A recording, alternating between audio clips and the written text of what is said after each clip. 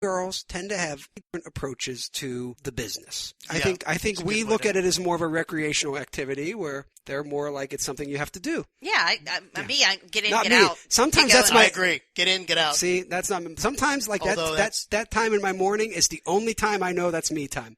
You know, It is, and you can get some good reading done. Though, Get I good, will great say. reading done. That's true. Yeah. I don't believe anybody who says they don't read while they're going to the bathroom.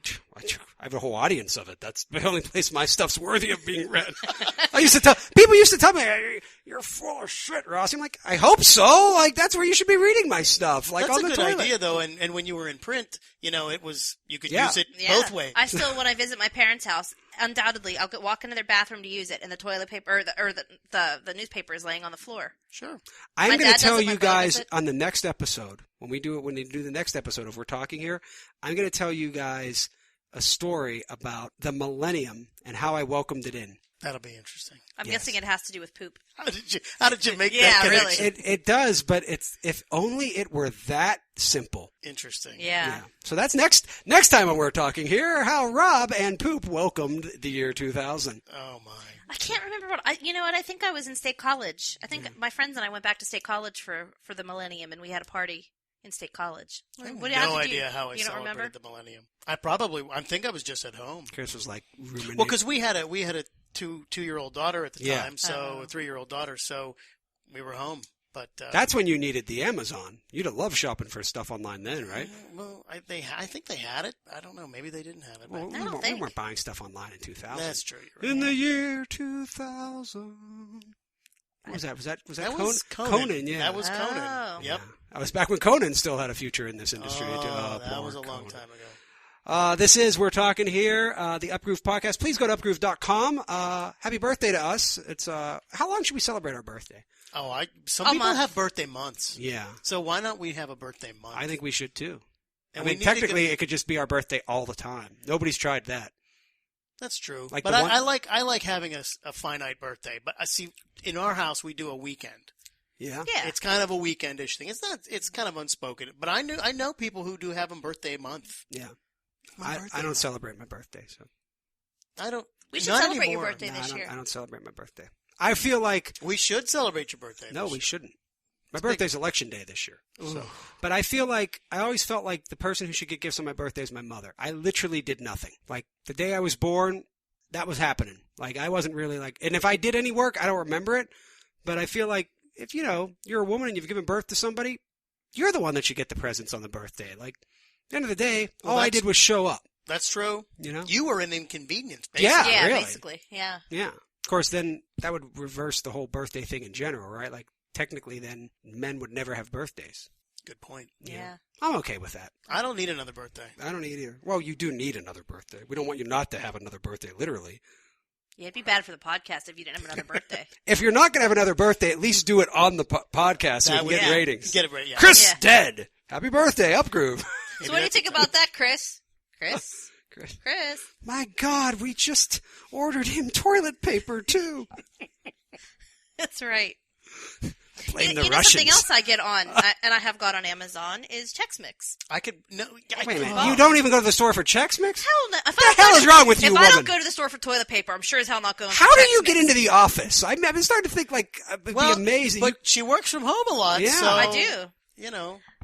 You guys, seriously, try it. No, but you know what? I will try it. ordering Chex Mix or try Chex Mix. Try ordering your daily I've seen staples. you eat Chex Mix, though. She opens the bag up as though she's like, I've never seen anybody do this. You buy a bag of chips or whatever. She opens it up, like unfolds it so it all lays out in a nice mat, and you pick at it. Yeah, But you have like an order to how you... I do. I've seen you open it up and pick out... You have an order to what you... This sounds very how you eat. unnecessarily complicated, Jill. I do. I'm a save the best for last kind of person, so I like pretzels the least, so I eat those first.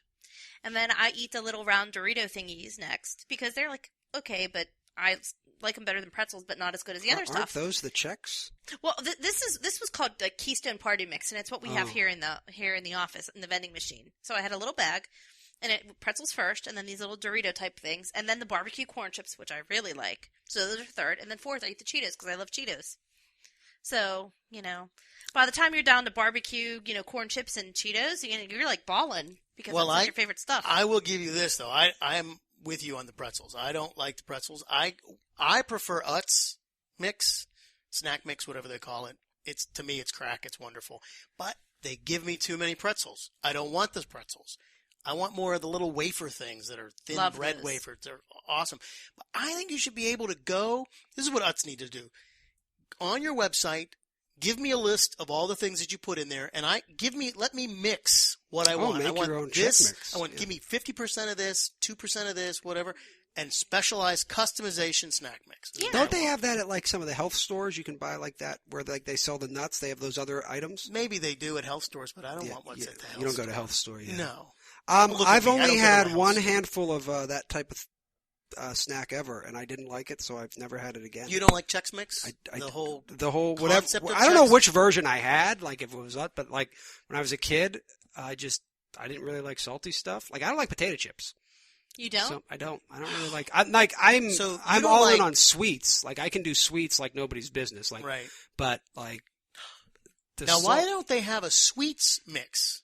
I know people that They take do. Chex Mix and They like do. make it like sugary. Like they will pour like confection on. Yeah, We've done that. Yeah. We've made Chex Mix where you make it and then you put white chocolate on it. yeah. Uh-huh.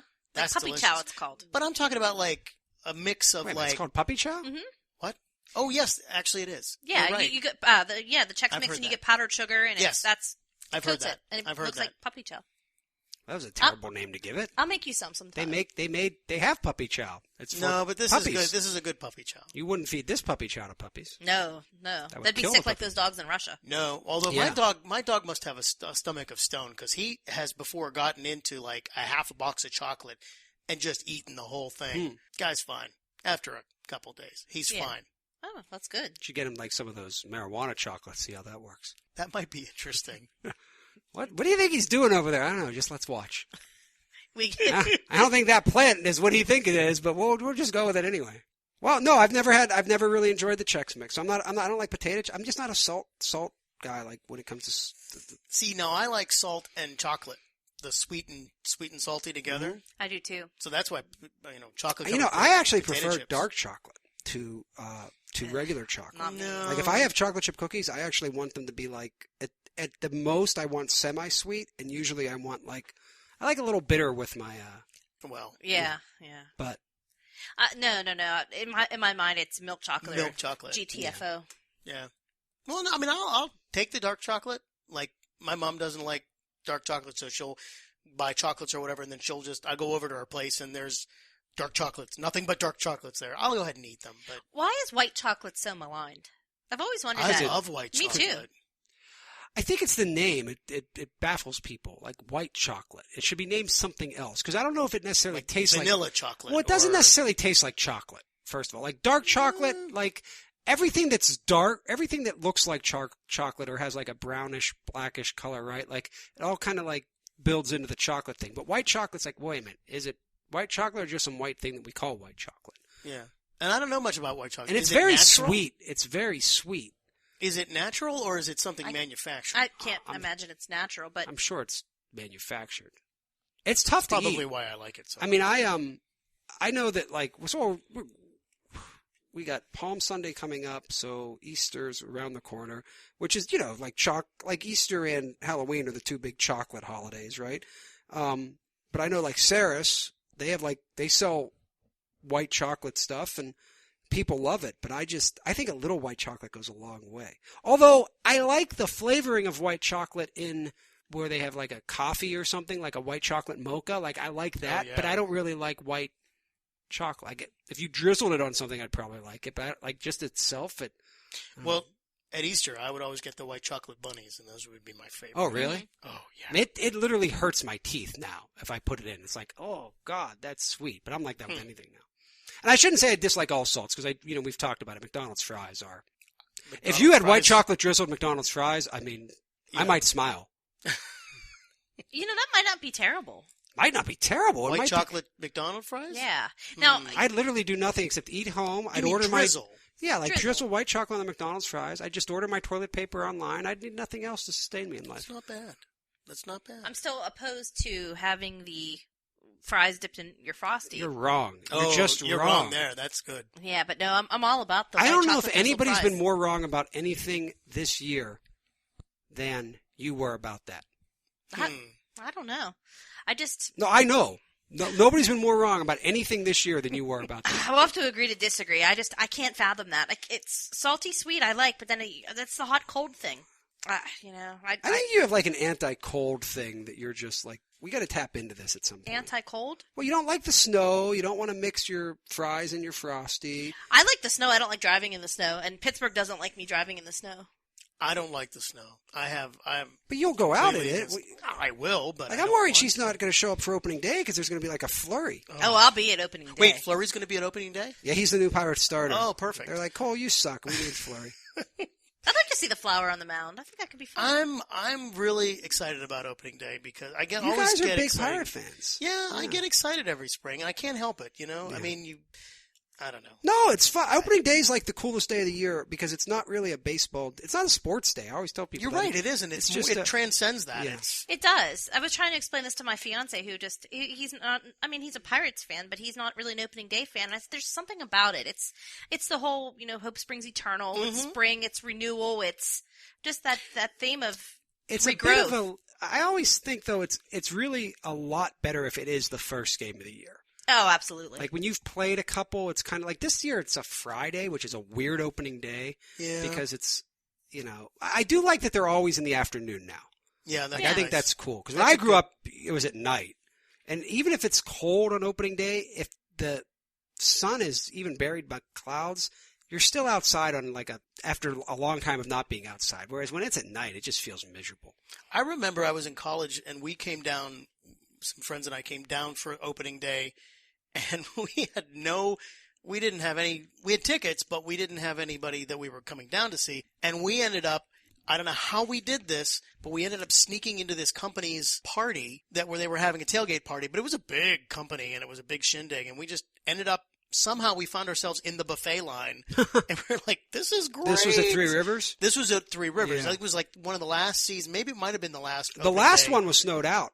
It was it was the year because it was not that bad of weather. Because I came up for it from West Virginia, and they canceled it, and it was the next day. Oh wow! Because you notice most teams that open the baseball season have an off day the next day, and it's sort of like, wait a minute, you just started playing. Yeah. But it's so that they can reschedule opening. The Pirates don't because they have their next game on a Saturday, so they could technically do a doubleheader if they wanted to on Saturday. But have they ever had a doubleheader for opening day? Ooh, that's interesting. I'm sure they did, only because they've had how many of these? Like 120. Yeah. I don't think people in Pittsburgh know how old the Pirates are. Like they've been around forever. It's like over 120 years. Yeah, this is their 131st season in the National Look at you League. throwing that out quickly. Yeah, I just did a story about it. That is 130 more wins than they may have this year. What's their record on opening day, Miss? That I'd have to look up. They have a winning record on the road. I know that. On opening day. No, they didn't this year, but yeah. No. And the thing is, I like having opening day at home as well, starting season, because now, the Pirates risk, tonight they're going up against Chris Sale. They risk coming home 0-3. Yeah. I mean, it's great when you come home 3-0, but you come home 0-3. It's like, I think it does take a little bit of wind out of your sails. The year I covered the Pirates for the Tribune Review was the year they started, I believe, 1-5 on the road. Oh. It was over, and they got home, and that was the year Michael Keaton threw out the first pitch. And Michael Keaton, we were in the press conference room, and we're talking. So they always make a big deal on opening day. For those listening here on We're Talking Here, the Upgroove podcast, go to upgroove.com and check out all of our great cards to read and content, or download our apps on it where you download apps. But to keep this story short, what they do on opening day is you get to interview the first pitch tosser, and they make a big deal about all the people that are there, like the national anthem singer is usually somebody special. So Michael Keaton's there, and I think it was like maybe 15 of us from the media, the TV stations, and then a bunch of Pirates officials in the back, and they're beaming because they got Batman to show up, right? Yeah. And Michael Keaton, huge Pirates fan, huge Pirates. Yes, fan. he is, and a Steeler fan. Yeah, but I mean, Pirates are like his first love. It's a deep rooted thing. Anyway, long story short, he's answering these questions, and somebody asked him about they were losing a lot back then. That was during the 20 years this week, and he's like, well, I think it just comes down to some point you got to cut the check. Yeah, I remember that. And we were like, literally me and Joe Rudder, who used to cover the Pirates before I did for the Trib, went,